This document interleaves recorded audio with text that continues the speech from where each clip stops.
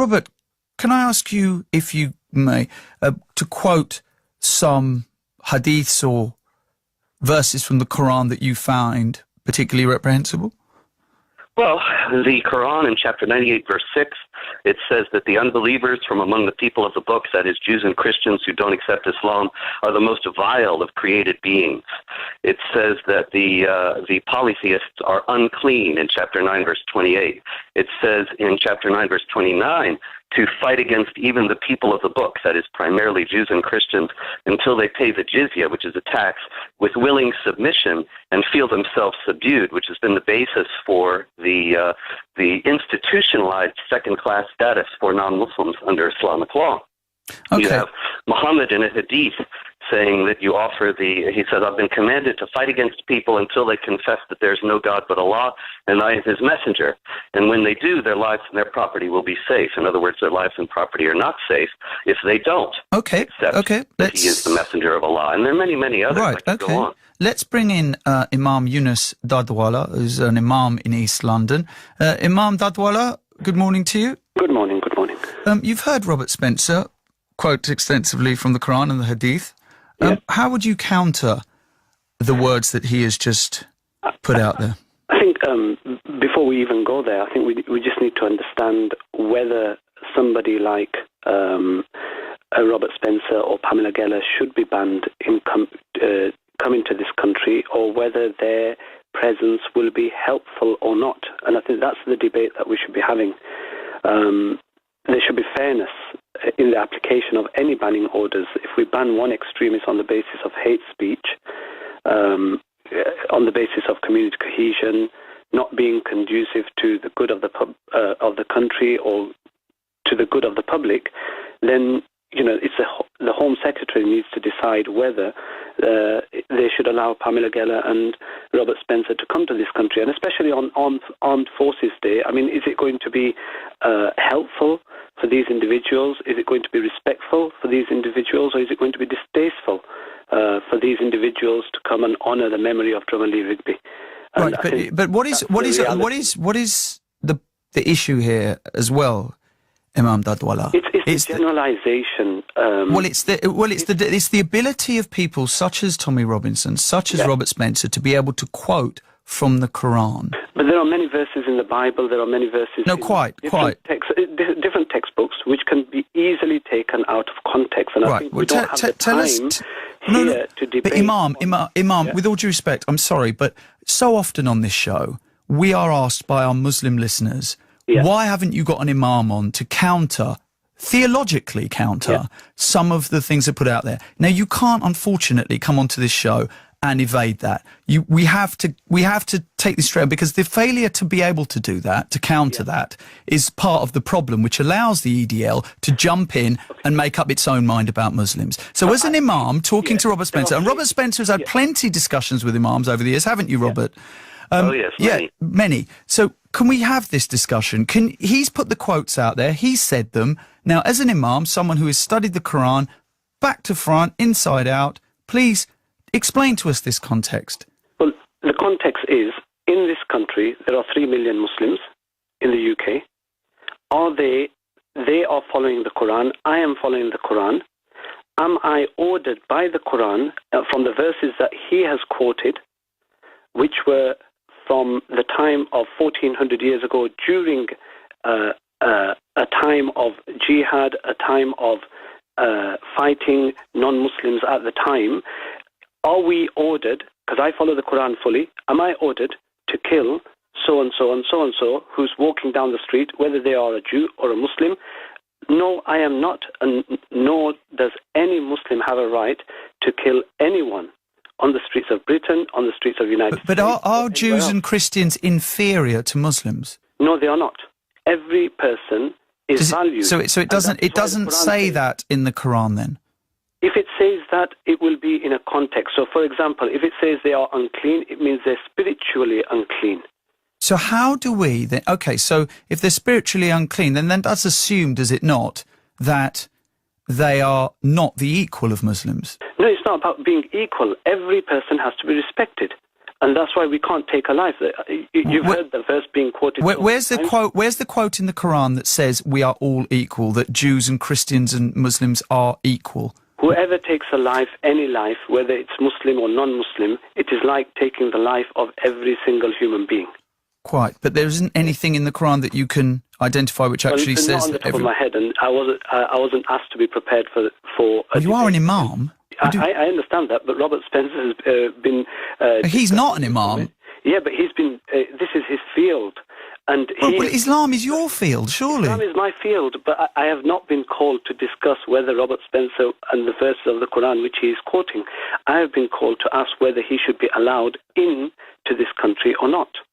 Right, but as I pointed out, the reason that I wanted an imam on the show was to be able to counter the kind of accusations that we hear from people like Tommy Robinson and people like Robert Spencer about it. Because the problem is that what the problem is, surely, Imam Dudhwala, is that Muslims, a very small minority of Muslims, these jihadists that Robert Spencer speak of, they are not contextualizing these lines, are they? So they're feeling as though they've got carte blanche. Yeah, and the 99% who are they not following the Quran?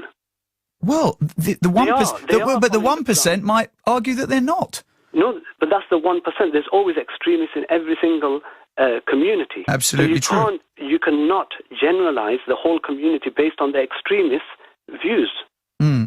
So if 99% who are following the Quran, who are following Islam, are not taking that verse as literal, then why is it that we should follow the 1%? Robert, please explain further how you coming to this country where views such as yours already exist and are articulated is doing anything to help bond us together and to learn to live with each other and to, well, it's doing exactly that. We're showing that there's an international coalition for freedom. Okay, but are you also who are determined to defend human rights and equality of rights of all people before the law? And within your speech, is there any mention of the fact that the vast majority of Muslims are peaceful and we are not against Muslims, we are not against Islam, we are against extremism? Is there anything in your speech to say That's to obvious from everything that we say and do.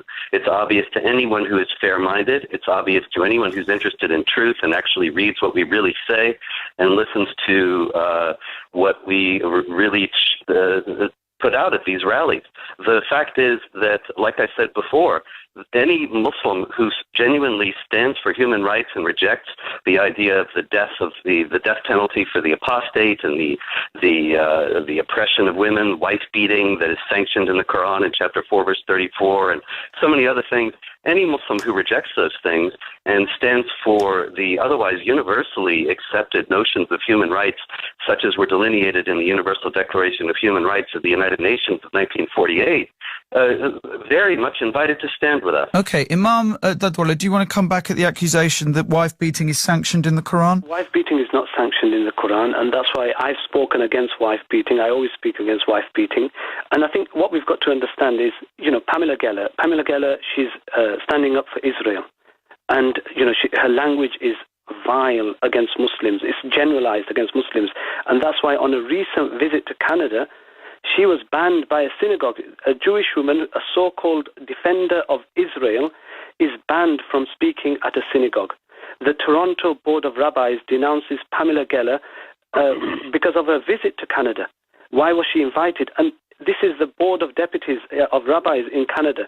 So, for Muslims to speak about whether Pamela Geller, or just question whether Pamela Geller is conducive to the public good in this country, I think is quite natural. But not Robert Spencer? Robert Spencer as well. Anyone who is trying to fuel hatred. We live in a society, a peaceful society. There are individuals who carry out acts of criminality. There are individuals who are extremists, but you can't generalize because of those criminals or those extremists and start demonizing a whole community. And those people who are, look who's calling these individuals. I think that answers a lot of questions. It's hateful people who are calling hateful individuals to a rally. Robert? Chapter 4, verse 34 of the Quran says, good women are obedient. As for those that are not, give them a warning, send them to separate beds, and beat them. It's in there. Look it up. As far as Pamela Geller getting banned in Canada goes, this is part of an international effort by leftists and Islamic supremacists to silence any voices that are standing up against jihad and Islamic supremacism. And actually, she was banned by the first synagogue there because a Muslim policeman threatened the rabbi and told him that he would lose his job as a chaplain for the area if he let her speak. And so you see, all these things always go together. What we have is an unwillingness to debate, an unwillingness to deal with the truth, an unwillingness to grapple with the hard issues that jihad raises, and to come up with genuinely helpful solutions. But why aren't you doing an interfaith conference? The elements of Islam. Robert, why aren't you? Rise to this. Why aren't you saying, I don't want to speak to the EDL because the EDL in this country have a terrible reputation, that there are balaclava-wielding thugs who have been involved in violence with the police. You don't want to get involved in giving a speech to them. You want to get involved in giving a speech to an interfaith conference where you can discuss such issues. Surely that would be about social harmony in this country. We don't need anyone else coming over here and creating disharmony. Sorry? No interfaith conference is inviting me because they listen to the propaganda. But have you done your research on EDL? Have you done your research on the EDL? Yeah, have you? The fact is... Well, I interviewed the leader for an hour and a half last week, so yes, probably more so than you have. So, I mean, he was sitting right in front of me for 90 minutes yesterday. The EDL does not advocate violence and does not engage in anything except fighting back.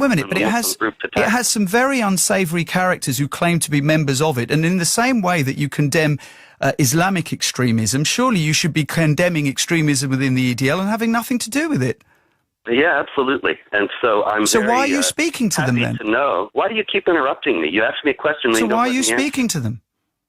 I happen to know and have verified this with Tommy Robinson and Kevin Carroll that these people that come in and give the Nazi salutes and have swastikas and all that, they are oftentimes infiltrators who are trying to discredit the organization. They go in to get their picture taken somewhere. They're immediately expelled. There is no tolerance for that kind of behavior within the EDL. And so what we have is a situation where these people are trumpeted by the media because you want to portray the EDL in a certain way. It's the same thing. We're creating this, are we? I know that I'm working for freedom and human rights, and am constantly confronted by people like this Nick Lowell from Hope Not Hate, who plainly just fabricates this ad that we supposedly ran and then tries to make a case about it. And in his petition saying that we should be banned from the UK, he says we called all Muslims savages, which we never have.